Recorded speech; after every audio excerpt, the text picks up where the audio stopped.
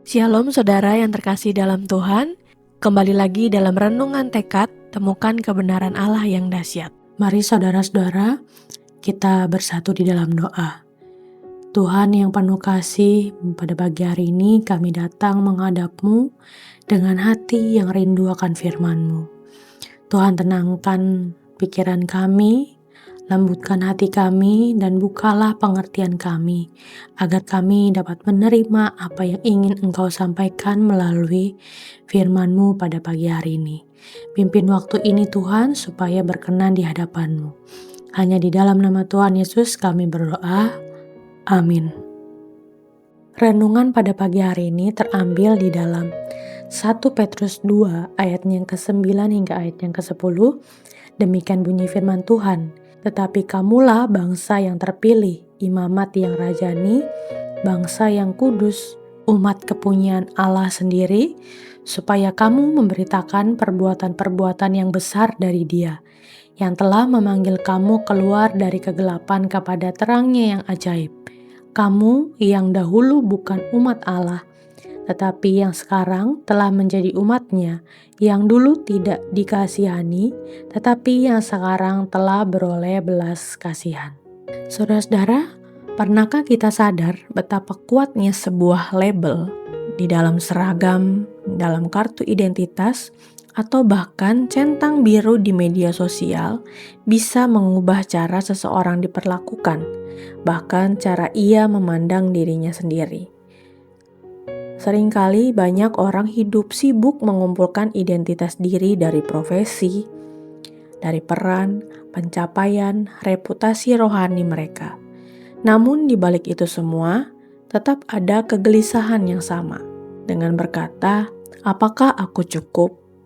Saudara-saudara, identitas yang dibangun dari apa yang kita lakukan selalu rapuh, karena ia bisa runtuh ketika performa menurun atau pengakuan menghilang. Di tengah kegelisahan itu, 1 Petrus 2 ayat yang 9 hingga ayat yang ke-10 menyuarakan kebenaran Injil dengan sangat tegas. Dikatakan, kamulah bangsa yang terpilih, imamat yang rajani, bangsa yang kudus, umat kepunyaan Allah sendiri. Saudara-saudara, kalimat ini bukan daftar target rohani yang harus dicapai, melainkan pernyataan tentang apa yang Allah telah lakukan di dalam Kristus. Di ayatnya yang 10 menyingkapkan kontras yang tajam, dikatakan, dahulu kamu bukan umat Allah, tetapi sekarang kamu adalah umat-Nya. Dahulu kamu belum beroleh belas kasihan, tetapi sekarang kamu telah beroleh belas kasihan. Saudara, inilah kebenarannya. Identitas kita lahir dari belas kasihan Allah, bukan dari kelayakan kita. Ketika kita paham bahwa identitas kita adalah oleh anugerah, maka hidup tidak lagi digerakkan oleh kebutuhan untuk membuktikan diri. Kita belajar, berjalan dengan tenang dan melayani dengan rendah hati, bukan demi citra rohani, tetapi sebagai respons syukur. Dalam keputusan kecil maupun besar, kita diingatkan bahwa kita adalah umat kepunyaan Allah.